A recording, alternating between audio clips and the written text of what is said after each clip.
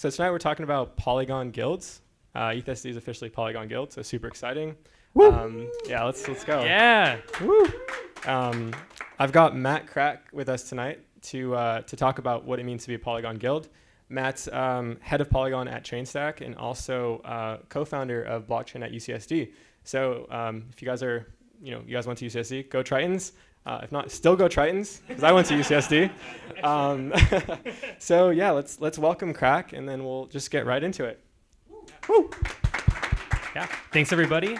Super stoked to be here. Like we were saying, just really excited to kind of announce Polygon Guilds and see what we can do here in San Diego. I know there's a huge Web3 presence, and obviously a lot of that's going to come from Polygon too. So if we can scale up as much as we can with ETH SD plus Polygon Guilds, let's make something really cool happen.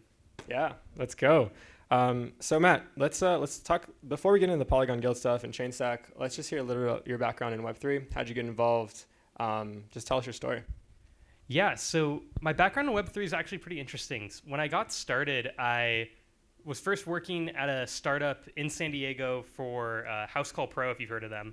They're a Web2 software management company, and it was really interesting because I really loved the startup vibe. It was awesome. I got to work directly on the innovation team underneath the CEO and CTO, working in between the engineering team and the growth marketing team, kind of just like taking on any problem that they had that they threw at me and trying to figure my way out there. But obviously Web2 software management didn't really fill all the niches that I wanted. So I kind of started expanding. I'd been trading crypto since 2019. So I got really, really involved on like the investment angle.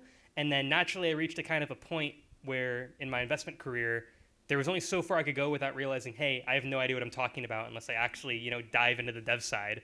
And so that got me involved at UC San Diego, where I helped co-found the blockchain club there, kind of just trying to bring more industry presence onto the campuses and then get involved with accelerators, boot camps, basically anybody who was interested in the college scene at that time to come and really like dive in and help us grow alongside with them. From there, I started doing hackathons. I did dev boot camps. I brought companies like Uniswap, Chainlink, other sponsors to come and like teach at the campus. And then from there, it kind of just expanded into its own beast. I started going to conferences, trying to like talk to people there. Worked on my own project, Sugar Block, which was a Web3 nonprofit startup. Did not succeed, but it was a really cool learning experience. Highly recommend for like anyone else trying to break into the space. Just take an idea that you're really passionate about, dive into it, and see what you can build. And then from there, from all the connections I had made from the club and the startup, it just worked out really well. Yeah, awesome. You mentioned hackathons. What's the value proposition of hackathons? Yeah, honestly, the value prop of hackathons it's kind of like two-sided. So for a hackathon like participant, right, like you can literally go in with no coding knowledge and literally just use it as an event to network. I know a lot of my friends who went to ETH San Francisco actually a couple months ago who did just that. And the really interesting thing about a hackathon is that everyone's there literally just to build, learn, and kind of like figure out what you can do with the tech stack. So you end up finding out about a lot of different projects that you otherwise wouldn't have known about. The other cool thing too is that you're able to actually get rewarded for kind of the like intermediate dev knowledge that you have. So one of our teams from Blockchain SD that had gone to hack at ETHSF actually competed for a 0x bounty. So 0x is, I believe it's like a transaction API, but the main benefit that we had by competing for their bounty reward was that because they were a smaller company, less people had their eyes on it. And so it was cool because we got to build a project using a new tech stack that we weren't familiar with, also win a bounty because less people were applying to it. And it just was all around like a really great learning experience. So yeah. I think that's like the main like selling point. Yeah, that's awesome. When ETH San Diego hackathon? Let's do it. Let's do it right now. Let's go. Starts in 5 minutes. Yeah. But real question, who's going to ETH Denver here? All right, that's like the majority. That's amazing. So San Diego's going to have a huge presence, and that's really what we try to do at ETH SD, right? We try to level up the community, get everyone together, and then go and hack at these places, and then eventually throw our own hackathon, because why not come to San Diego, right? Most beautiful place ever. Awesome. So let's talk about like Chainstack, right? So you got involved in development. You realized like you were limited in your knowledge. You wanted to get more involved. Then you transitioned into Chainstack. So let's talk a little bit about Chainstack and your position there.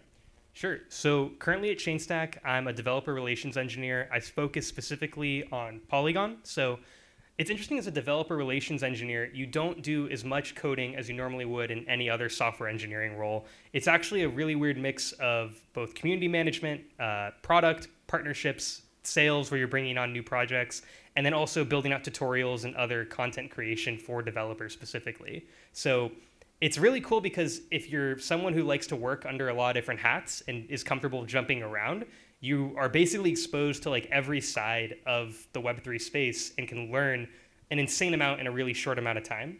And coming from my Web2 background where I worked on the innovation team at Housecall, it was a supernatural fit because I did growth marketing and also engineering there. So just overall helped me kind of like get accustomed, I guess, to Web3 a lot better. Yeah, that's awesome. I feel like DevRel is such a unique position because you do have to have all those skills. You have to be pretty decent at development, but you also have to be able to sell. You have to be able to market yourself. You have to be able to do business development because you are selling this project, right? And I think there's this new term called like developer experience, so DX. Mm-hmm. Like we're seeing a lot of that come into play. And with Web3, it's like with new technology actually in general, it's really important to onboard developers because that's going to make your product fit. So super exciting. How'd you get involved with Polygon at Chainstack specifically, and what do you do on a day-to-day basis? Yeah, so on the Polygon angle, actually, that was just the chain that I was the most familiar with, like going into it. A lot of the tutorials and a lot of like my experience with the EVM was focused on developing specifically for Polygon. So that was my background during the interview that I was most comfortable with. They had an open position for Polygon. It just was a good fit. So there's definitely like a lot of entropy, just like some randomness that works in your favor. But at least currently right now, I would say that my day-to-day focuses a lot on working with not only the core Polygon team to kind of reach out and keep up to date with like what their product is and how they're building out with their verticals. Like they have a ton of new initiatives every single day. It seems like every single time I wake up in the morning, there's like a new Polygon partnership, some new announcement by them that like changes the face of the game for the ecosystem. So it's a little sporadic, a little bit all over, but usually my day-to-day is just me content creating, figuring out what happened in the last 24 hours in the Polygon ecosystem, and then trying to put together like dev tools, like different packages that I can present to people and kind of give them an idea of how do you get started on Polygon, here are some ways to get involved, and really how do you scale. Yeah, awesome. We just talked about DevRels. Polygon's got like the most badass DevRels, right? And you can tell just based on how much they're able to push out and how many tutorials they're able to kind of provide for the community. I'm sure everybody knows what Polygon is, but let's just give a rundown. Like, what's the difference between Ethereum and Polygon? Yeah, so, well, I was going to say proof of stake, but that's actually just not true anymore. Let's go merge. Yeah, merge. So Polygon's a scaling solution at the end of the day for Ethereum, right? You're able to basically just get better transaction throughput and better gas pricing than you would on Ethereum layer 1. I would say, though, that like as the ecosystem's developed, they've added a lot more tools for developers to take advantage of.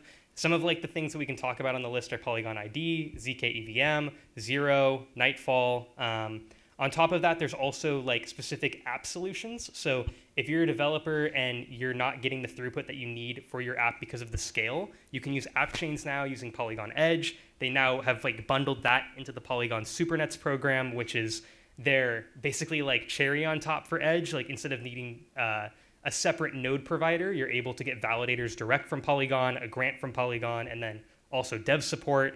It honestly, it's a lot to kind of like wrap your head around as a new developer. So I would say that if you go to my Twitter at Uncrackable, same, well, I guess not spelled there, but crack spelled like that, and then Uncrackable, I actually put together a dev guide I would say like a couple weeks ago, actually, that is just an overview of like all the major tutorials, breakdown of Polygon ID, zkEVM, and it's going to be a constant resource that I update that'll give you more and more up-to-date guides of as the ecosystem kind of fleshes out. Yeah, I've used it and I can vouch for it. It's a great resource for everything Polygon, and I've been watching some of the videos on zkEVM specifically. So there's a lot of great stuff on there. So hats off. Tying this back to Chainstack, Chainstack's an infrastructure provider. Mm-hmm. So how does Chainstack help Polygon and vice versa? Yeah, so it's really interesting because with Chainstack as an infra provider, one of the ways that we tie in with Polygon is basically, part of my job is reaching out to developers who are literally building on the chain. So I go in and ask them, hey, I noticed your project is either like in your Discord, you're having issues with like transaction throughput, or like they'll say on Twitter that like they're trying to scale to a certain level. Chainstack, I mean, I'm biased, but like I think we have one of the higher throughputs, so that's usually my initial pitch. And then a lot of what we do basically day to day is trying to figure out how we can provide nodes to Polygon dApps, and then also for their SuperNet solutions. And kind of the best way to to summarize everything that we're working on is how do we help the Polygon chain succeed from an infrastructure perspective, right? And that's the overview. Awesome. Really, I mean, so you said throughput, right? But what is an infrastructure provider? I mean, can anyone just spin up their own node? Like, is that hard? Right. So that's one of the big questions that people have when they first get introduced to blockchain, because the main idea, right, is that it's decentralized, but we don't really talk about like what is underlying that decentralization. So one of the crazy things I thought was interesting to learn as a new developer was that, yeah, I could spin up my own node, but it was insanely like cumbersome and difficult to get high performance nodes. And one of the other things that was really interesting about kind of the blockchain network is that you're hindered in a way by your slowest computer. So what that means is that from a hardware level, if you have a bunch of different computers decentrally hosting the same node software, if one of those computers is like your Microsoft XP computer from like 1999, it's slowing down all of the throughput because it's having to process on that node software all of the information from the rest of the blockchain and verify it to the chain itself. So what you end up getting is basically a lot lower performance and not really, adding that much to the decentralization of the chain, or you are in a way, but at a very high cost of throughput and usability. So where Chainstack and other infrastructure providers come in is that we offer nodes as a service. You're able to pay out of the box either by like the number of nodes that you're using or the type of node, or also like just by general, I'm blanking on the word. It's my third space of the day. But anyways, the main point is basically that with Chainstack, you're able to use out-of-the-box nodes as a service that are high performance and still reasonably decentralized. I'm not going to lie and say that they're as decentralized as if you were running your own node, but you're trading off some decentralization for performance and usability in an app use case. Gotcha. So almost like a hybrid approach that makes it easy to onboard more and more developers. Exactly. Cool. Yeah, makes sense. All right, awesome. So we heard a bit about Matt's background. We talked about Chainstack. We talked about Polygon and some of the solutions. Let's jump into what it means to be Polygon Guilds, and what are some of your ideas for developing a guild out here in San Diego with ETH SD? Totally. So it's actually really funny how I found out just about like ETH SD being a Polygon Guild. Because of like my day-to-day like activity, like I'm constantly just in Polygon chats and Telegrams and Discords, like talking to community members. And two of the biggest content creators on Polygon, well, maybe not for dev focus, but just in general, like shilling and NFTs and everything else, they were putting out like a bunch of content about how they wanted to spin up a Polygon Guild on the East Coast. And I thought, that's a crazy idea. It's awesome. Like two of the biggest content creators working on the East Coast Guild, like we should spin up a sister org on the West Coast. And so I was fully prepared to like set this up myself. And I was checking the map to see like where Polygon Guilds were. And it's like, what the hell? Why is there a San Diego Polygon Guild? And so I realized it was ETH SD, and I was super thankful because that made my life way easier because I knew Chad already and knew the team who was running this. So super thankful for you guys like already applying and getting it set up. And that's kind of why I'm here. I really want to use this space as a way for people who are interested from a developer perspective in getting involved in Polygon, or just really want to learn about the tech stack from like a business perspective. I want to have this guild be a way for you to scale with the community and the ecosystem, and also get connected with like the key players in Polygon who you should know about if you're interested in just general networking. Yeah, awesome. Super happy to help you kind of co-lead these efforts. ETH SD is a community effort, so the more people that want to help push San Diego to become a Web3 powerhouse, the better. And so I'm super excited to collaborate to make this happen. And being a Polygon Guild, we'll get resources from Polygon, whether that's developer advocates, developer relations, some cool merch, you name it. And so in it for the merch. In it for the merch, always, right? We need some more ETH SD merch and hats, but that's coming soon.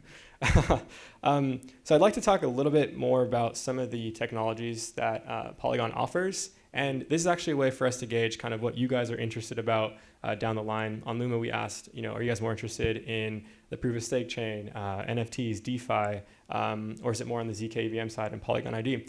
So let's just break down each one of those and go, down the line. I think we talked about proof of stake. It's their scaling solution. It's a sidechain to the EVM, to Ethereum. But let's jump into Polygon ID first. So, what is Polygon ID and what are some of the problems it helps solve? Sure. So Polygon ID is a really interesting value add from Polygon. So it's solving the idea of self-sovereign identity. So for those of you who haven't heard of self-sovereign identity before, it's the idea that in the Web 2 world, if you're talking about social media, a lot of your personal information is not actually owned by you. You are providing it to a Web 2 hosting solution like with Facebook, Instagram, other platforms, and they are granting you access to that information on their platform. So you actually don't have any ownership of your identity online. You are giving providers access to your information, and they in turn are returning it to you. So Polygon ID is basically a solution that they're trying to provide as a way for you as a user to not only provide your own identity information, but then to further own that identity information. And this solves kind of some of the problems that we see in traditional social media like approaches, where let's say if I'm on Facebook and I want to get over to TikTok, I can't do that without spinning up a brand new account and then not only double spending in the sense that like I have to provide my data twice, but then twice as many providers know all my personal information. And it's cumbersome to get all of my friends from Facebook over to my friends on TikTok. And so you lose your social media following unless you take extra steps and provisions to get over there. So what Polygon ID is essentially trying to do is instead of having it where you only own, a portion of your identity, what if we have one issuer basically that issues, this token of your identification, and you can kind of plug and play that identity into any social media app that you want. And so if you want to restrict access to your identity, let's say leaving Facebook and going to TikTok, you can instantly remove all that data about yourself from Facebook and plug directly into TikTok. And at no point is that information, subject to, being completely out of your control. It's ownable or soulbound to you. And this gets kind of into the idea of like NFTs and other forms of verification. Polygon ID, without getting too deep into the tech stack, like enables for other types of NFT verification. And the idea is basically to allow builders to kind of have full reign access into how this implementation works. But the base level is basically to solve this issue of self-sovereign identity and allow you to have ownership over who you are online. Yeah, absolutely. So, just to get a poll from the audience, how many of you guys have heard of Soulbound tokens? Okay, and what about decentralized identity and verifiable credentials? Okay, so it's about even, right? And so I think Polygon ID offers another solution to sort of the Soulbound, value proposition. What's really interesting about Polygon ID is that it's also under zero knowledge. So what this means is you can prove that you have some characteristic, right, without proving your entire profile. And like the canonical use case, right, is when you go to check out.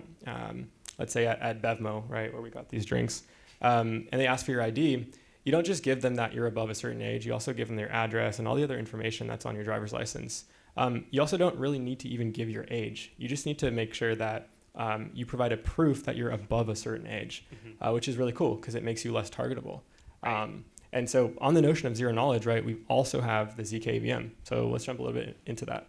Yeah, the zkEVM is really interesting too because I think when we first heard about zkEVM, my first thought was like, oh, awesome, we're getting a new privacy scaling solution on Polygon. But that's actually not the main purpose of the zkEVM. The main purpose is actually to extend Polygon's current value proposition as a scaling solution. So they're basically using zk, I think it's Snarks for this one, right? I didn't see Starks. Yeah. They've got a Stark solution. I think it's like... Yeah, that's the, not Midden, but Avail.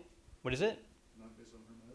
I think Hermes turned into zkEVM. Yeah, Hermes was 1.0. I think Polygon Avail or Polygon Zero is using Starks. Okay. They do have a Starks solution coming out though.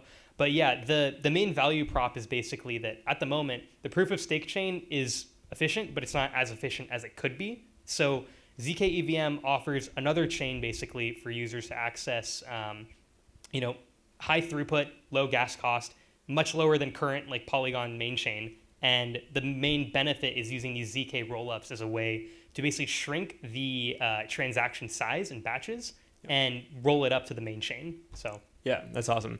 I think also what's really interesting about the zkEVM is as a programmer, right, you're still writing Solidity and you're compiling it and it just runs naturally on the zkEVM versus other solutions like Starkware, right? They have specific languages like Cairo.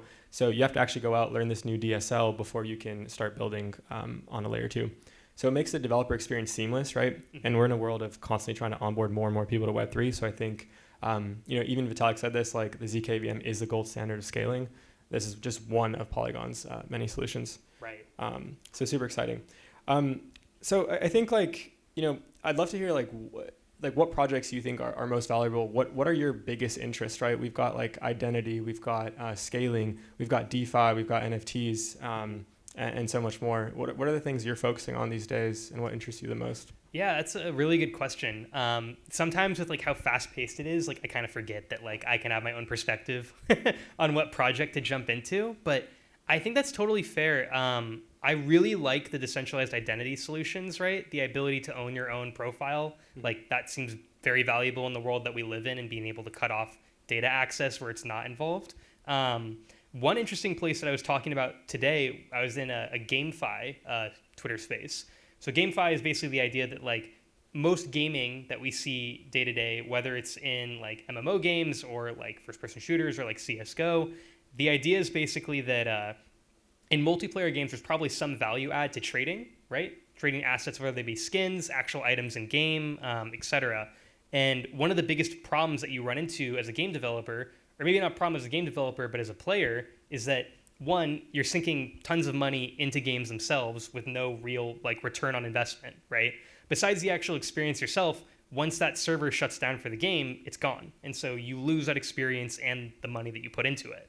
Additionally, items have no real value, and they are actually becoming more of a symptom rather than like a feature, where basically big name studios are pushing out more and more items that are either game breaking to incentivize people to pay as much money for that one game before releasing a new one 2 years down the line, or just releasing skins for the sake of monetizing them. So the decentralized gaming economy is a really interesting topic that I want to dive more into, because one of the big solutions they have is basically using tokenomics as a way to, trying to keep this as like low jargon as possible, but one of the ways they're trying to solve this is basically saying, hey, if we can use blockchain solutions as a way to basically like regulate the total amount of an item that is like moving in circulation, it solves kind of the Web 2 issue of pay to win, where, okay, you give this amount of item away too many times and now everyone in the game has the best weapon.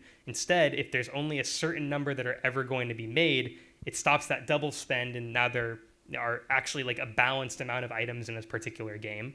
And also vice versa, it helps players kind of carry over value in the long run, especially if games, aren't controlled by the publishing studio, but instead have some control and say in almost like a DAO fashion, where the community basically can control how long this game lasts for, or if just by the very nature of it being published on the blockchain means that it exists forever. So I think we're still super early into seeing like mainstream adoption on that angle, but we're already seeing tons and tons of companies, both from Web 2 and Web 3, starting to put more attention into it. Polygon has been going really, really hard with Polygon Gaming. They actually just did a hackathon I was hearing about with Third Web to really focus on their Polygon Gaming tooling that they just released. So that's super cool. I can't wait to see what comes out of that. But yeah, I think overall, like in the space right now, there's literally so much to be like excited about or just interested in learning about, that it's hard to pick just one. Like there's new news coming out and new tech stacks coming out. It's insane to me. Yeah, from what you said, it's like it's almost obvious, but good game theory makes good games, right? And I think we're going to learn this more in the GameFi world. What are some games, some decentralized games that I mean, if you play or that you like? Yeah, some of the ones that I was looking into today, or at least around the space with me, there's Ender's Gate, Tearing Spaces. I'm trying to think of a couple other ones. To be honest, like my introduction to GameFi is super like bare bones, so I don't really have a favorite game that I've tried out yet. Mainly just because like the GameFi space is still super new, and I think a lot of people have this problem where if you come from Web 2, you want like a fairly polished game to come out if you're going to put any money into it. And some of the games that have come out like don't have that level of polish yet, I think, for mainstream adoption. But I do think that I actually got a really cool sneak peek from the CEO of this game called Fractal Red. And they're currently in alpha, super early, but already have like a big community on Twitter. They're growing. And he was showing me like live demos of like in Unity engine, basically what they had built out and the renders, and then a lot of like the NFT work behind it. Not financial advice if you invest in it, but it was really cool to see, because this guy, it was 2 a.m. his time in Paris. And like I don't know what the conversion is to Pacific. I think that was maybe 5 p.m. our time. And he was literally just on a call with me, like talking about how passionate he is, how all of his developers have been like pouring hours into building this experience out, and how like insanely grateful he would be if I had him on a space today. And I was like, that's insane to me that like you're up at 2 a.m. grinding on a call with me about just a Twitter space. Like, at least to me, like in the GameFi world, there are tons and tons and tons of developers who are insanely passionate about the value proposition. And it lines up with basic game theory, like you were saying, right? Developers that are focused on the game theory behind their projects are going to succeed. And already, I was talking to someone from, I think it's Sino Capital. Is that how you say it? Not familiar. It's another capital group that focuses on like GameFi investment. And they were saying that they're literally bringing in top-level economists into like these game studios, so that they can do like data modeling basically of the tokenomics that they're putting into these games, because they value it that much to the player experience. Yeah. So it totally makes sense to me on that it's coming, and we may be too early, but who knows? I'm entirely there to support them. Yeah, no, it's wild, because like in traditional Web2, in the Web2 world, like game development is one of the hardest skills to get good at. And like if you talk to any game developer, like they're so burnt out by the time they get to like 30, because it's literally requires you to be like a top tier developer. And so when you start adding like tokenomics into these things, like it's a really, really interesting space to find very talented people. Going back to like you mentioned, like there's so much happening in this space, right?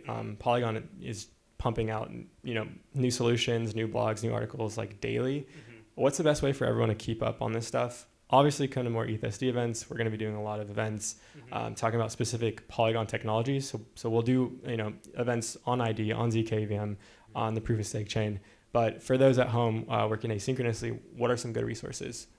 Yeah, I mean, so first I'll get the shill out of the way. If you follow my Twitter, I do daily updates on Polygon. So that's always a good way to find out about what's happening. But if you're actually looking to just like dive into content yourself, I think that the Polygon blog that they keep up to date with on their main website actually is pretty good. It covers most of the major partnerships.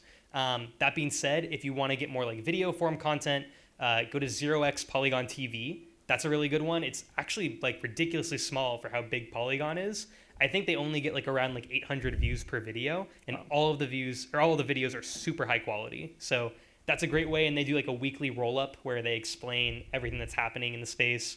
And then some of the top Twitter accounts to follow are actually, if you go to this is not a shill. If you go to my Twitter profile, go to the bio for that dev toolbox. I've included a list of all of the top Polygon content creators and basically just a link to them. So go follow all of those guys, and they'll give you insane alpha about what's being built, what's happening, and how to get involved. Yeah, big shout out to Steph and big shout out to Rahat. They've been instrumental in helping ETH SD grow from the hackathon perspective, as well as helping our org with resources. And they're also amazing DevRels.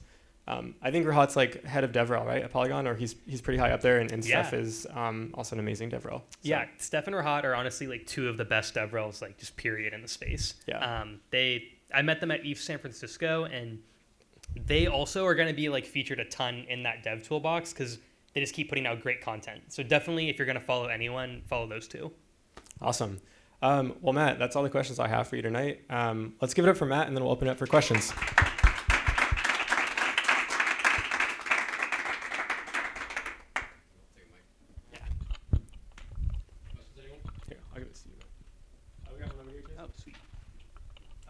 I'm in the front row. I don't know if you need this. What's your? I just want to know your Twitter handle. Oh yeah, I just want to know your Twitter handle real quick because I couldn't find you on Twitter. Oh yeah, so it's uncrackable, all one word, but crack spelled like that. Cool. I gotta put that on the banner next time. That's That's a beginner's mistake. Small enough group. Yeah. So with Polygon IDs, is that similar to what Lens is using in order to kind of create that ecosystem between all of their decentralized social medias? It's similar, but it's actually like a bit different in how it's issued. So I really recommend if you're going to dive into Polygon ID, on the dev toolbox, go to Polygon University. They actually have a full like no code section about just explaining what Polygon ID is in more detail and giving you kind of the rough like high level overview with some technical background. But to kind of speak to it a little more, Polygon ID is basically the idea that instead of needing to issue your data to every single application that you tap into, you issue it to like one issuer through Polygon ID that is a trusted issuer. So you could build the app yourself as the issuer of that credential, and it's still centralized in terms of like they know your data in that sense, at least initially. But the benefit is basically only one issuer knows your identity versus thousands across the internet. And then what Chad was talking about with zero knowledge proofs is that eventually you can basically get to a point with Polygon ID and like their zero knowledge solutions where you actually can like obfuscate a lot of the underlying data that you're putting out there, so that it, as long as it meets certain requirements, you're basically giving as little data as possible. Does that help? Absolutely. Yeah, I think real quick to add to that point too, with Lens, everything is an NFT, right? So like even your followers are NFTs. So like these are like Soulbound tokens, let's say, specific to you. Mm-hmm. With Polygon ID, there wouldn't be necessarily NFTs, but they'd be claims. So claims are just like any sort of JSON that's issued by some trusted issuer.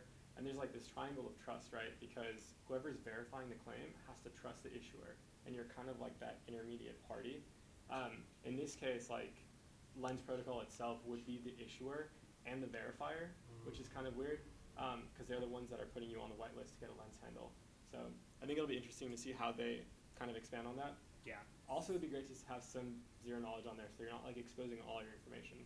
Yeah. It's like similar to a KYC, but instead with this KYC, it's one issuer who goes around and says this person has been KYC.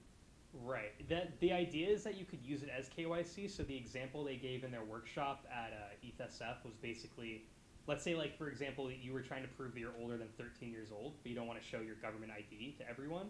You could basically go onto an app that's built using Polygon ID and then show them your ID once there that proves that you're older than 13 years old, and then basically have an NFT issued to you or a claim issued that says, hey, I'm older than 13 years old, but doesn't actually reveal anything about your date of birth or anything like that. And that would still give you access to any app that needs you to be older than 13, but they wouldn't know anything about your actual date of birth besides that you're older than it. Can you use Polygon IDs to verify your holders of assets? Like, let's say you hold a board ape, can I say, oh, I'm an ape member? Yeah. Or I hold more than 10 Ethereum? Yeah, I think anything on chain is fair game, and then also off chain as long as the verifier like sets it up properly. Yeah, I think you know, for in terms of like as long as you can represent the information in JSON, it's interesting. It's a little bit different with NFTs because let's say that you create a claim that you have this NFT, but it changes addresses over time. There's sort of this like extra step where you need to check again. This is how like all these like NFT solutions that have like Google Wallets or Apple Passes work, right? Like it's just like a verifiable credential that's on your phone, but that was issued at a certain time. That asset could have moved over time, and so there's like another check with assets that are like dynamic. But assets like your date of birth, that's not dynamic, so you don't have to revalidate that claim. Hi, how's it going? Thanks for coming Good. out. This is like a sick chat. Like really stoked with it so far. Curious what you think. It's like a two-part. So firstly, with all the new upgrades, kind of like the MERS, Splurge, and whatever urge you want to have, kind of curious like what your take is in terms of like transaction velocity, and in terms of like how Polygon applies to that end state Ethereum, like what it wants to be. And number two is Vitalik just kind of talked about like stealth addresses. So if you wanted to touch on that, I'd love to hear what you think about that. Yeah. Could you expand really quickly like what you mean by stealth addresses? So Vitalik recently put on his like blog post about this idea called stealth addresses, where this big problem with a lot of big wallets nowadays, or anything you do nowadays, is everything's super transparent. And there's this idea that you can have kind of like a meta private key that is generated from your own private key initially. So you could have like kind of meta addresses that people can issue funds to and only you control, but it's like kind of like another address is kind of like kind of escaped out of it. It's an abstraction from your initial wallet like address itself. So it's kind of like a way of abstracting away from like who your own identity is, and in a way it's kind of like a zero knowledge in terms of like they don't really like verify it. Exactly. Yeah. Yeah. So I think that on the first part of your question, right, like where does Polygon sit with kind of the Ethereum long-term roadmap and how they see themselves fitting in? So a lot of people have made like the claim basically that after the merge, Polygon's irrelevant, or at least in the first couple of weeks after the merge, like that came out, which just isn't true. Like the throughput and the gas changes did not happen because of the merge. It was just like a move to proof of stake. So in terms of where Polygon sees itself fitting in kind of like the EVM space, I think that they are really focused on like diversifying their products so that no matter what the outcome is, they're going to be okay. If let's say Ethereum does in the next 5 to 10 years become so efficient that you don't actually need to use a zkEVM rollup to get the same efficiency or same throughput or gas reduction, then they're still going to be okay because of Polygon ID, because of the ZK solutions, and some of the other tooling that's being available. Or they may even incorporate it in where you may still want to be on the Polygon sidechain, despite layer 1 Ethereum being the way that it is. And I think that kind of ties into your second question. So the idea of stealth addresses, right? There's a lot of privacy solutions that are out there currently that are super interesting to learn about.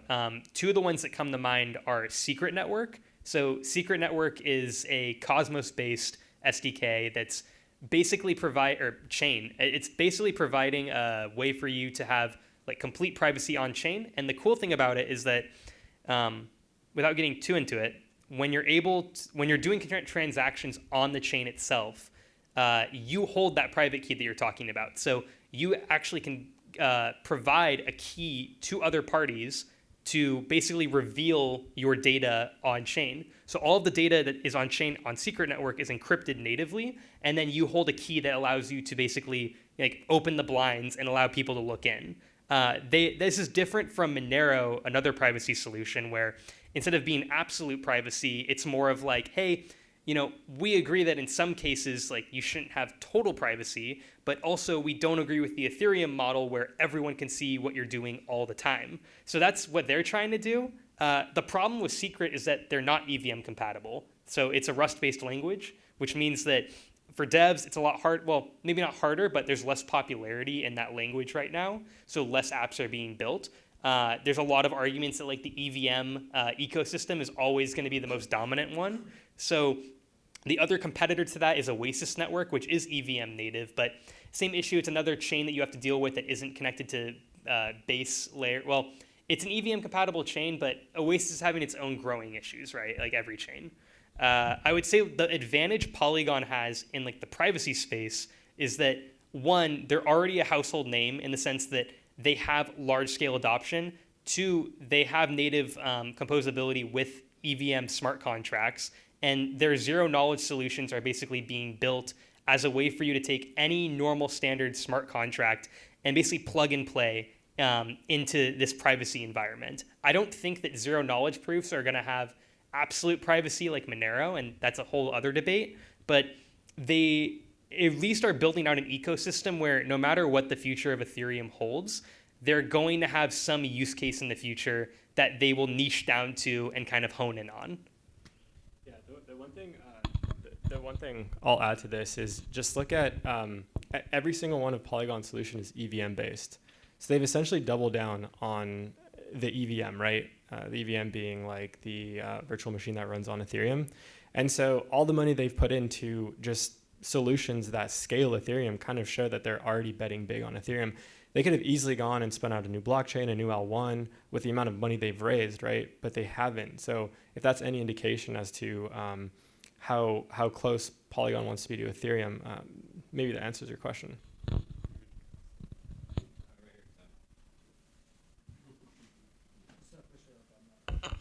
Cool. So Polygon seems to be the great one-stop shop for Ethereum solutions. I'm curious how the Matic token comes into play with all these different verticals, and if there's usage and kind of value accumulation throughout, or just in general, how the Matic token interplays with them. Right. So this kind of speaks more to like the actual validators and node side. So obviously you get paid out in Matic for different like interactions on each individual side chain. If we're talking about like the zkEVM chain, if you dive into kind of their zk node architecture, the zkEVM version of Matic gets paid out to I think it's sequencers, aggregators, all parts of the zk node. So I would say that Matic, in the same way that Ethereum is focused on being a fuel basically for the ecosystem, it's not focused on being like a way to accrue value in that sense. It's really tricky though with like this industry, because if you look at the actual Polygon core team, right, like they are paid out in Matic, at least in like equity in that sense. So there is kind of like this intermingling of like whether or not Matic itself is a fuel specifically for Polygon, or whether or not it's like an asset accruing from what Polygon is doing as a chain. So I would say like if you're looking for like a financial like definition of it, it's still really tough to say. On a technical level though, I would say that Polygon is mainly focusing on using Matic as the fuel of choice for its blockchain. And then if you're looking into understanding like a little bit more in depth how Matic works on a chain by chain basis, whether you're talking about like the proof of stake chain, zkEVM, et cetera, the docs are going to be the best place to look for that. We've got a question from Paul. Yeah. Awesome. All right, so this is also related to the interplay between Polygon and Ethereum, and I was actually just getting into a discussion about this in our office a few minutes ago. But Polygon seems like it's been very, very well accepted into the Ethereum ecosystem, Ethereum devs and whatnot. From the viewpoint of me using Polygon, and I'm a fan, we've integrated Aave specifically on Polygon, so I'm a fan of Polygon. But from the viewpoint of like, say, someone who's like an Ethereum community guy, I don't see how this is even in the layer 2. Because from the viewpoint of developing on it, I don't need ETH at all. I don't touch ETH. I don't need to know that it is ETH. This might as well be Phantom. This could have been ETC. This could have been anything else.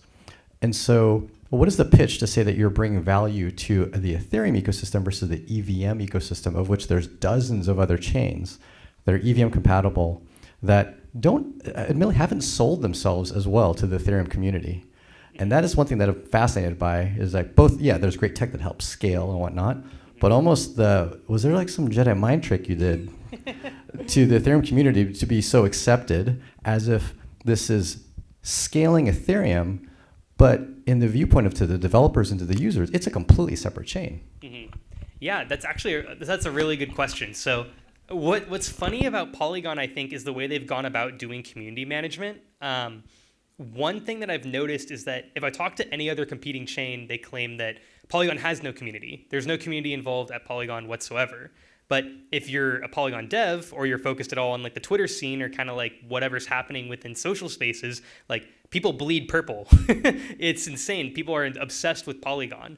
And I think part of the reason why the Ethereum community has kind of, allowed Polygon into this space where other chains are having trouble is that they have really tried to like sell that value proposition that we are meant to scale Ethereum better than the other chains have from just a marketing level flat out. Like if you look, and why we're talking about DevRels right now, the Polygon DevRels provide some of the best ETH global content out of anyone else in the ecosystem. So when you see Polygon at every single ETH event, when you see them providing like the most dev resources, the most tutorials, the most learning, the most grants in these spaces, I feel like they are maybe not directly contributing to the Ethereum ecosystem on a tech stack level, but they are contributing in really big community ways. And so maybe from a community level, that's why they're seeing so much better adoption, is just because the Polygon ecosystem like lends itself to it. Their devs are working super hard to provide Ethereum content and not just Polygon content, or when it is Polygon content, they're explicitly using language that focuses on why this is a benefit to an Ethereum user. So I think that's my best answer, but it's honestly a really good question. I'm not sure myself. Any other questions? Going once? Let's give it up for Matt. Yeah. Yeah, real quick too, I just wanted to say thanks so much, Chad, for one, letting me come here and talk to you guys about Polygon, and two, this is probably like a more recent time for me coming up and doing like live presentations like this. So it's really awesome to get the practice and also to like get the opportunity to speak to you guys face to face about what I've been learning in the Polygon ecosystem, kind of my dev journey. Paul, super grateful for letting me work here earlier today, and get a chance to kind of present all of this live. So yeah, let me know please after if there's anything that I can improve, get better at presenting wise, or things I can change for the future that may make it clearer to you as someone who's just looking in at what I do. Thanks. Always, always, always. Big shout out to Edge.